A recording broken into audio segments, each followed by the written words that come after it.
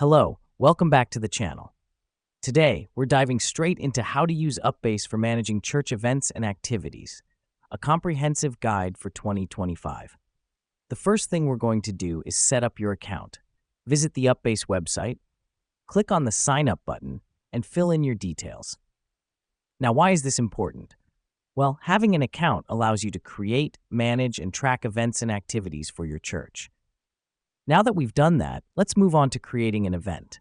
On the UpBase dashboard, click on the Create Event button. Fill in the details of the event, including the name, date, and location. The reason we do this is to ensure all event information is centralized and accessible to everyone in the church. Next up, let's talk about adding volunteers to the event. On the event page, click on Add Volunteers.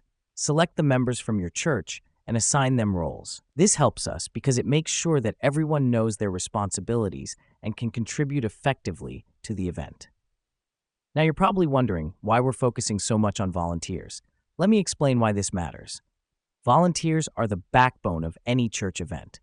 By managing them effectively, you ensure your event runs smoothly and successfully. Lastly, we're going to advertise the event. Click on the Share Event button to send out emails to your church members and post it on your church's social media pages.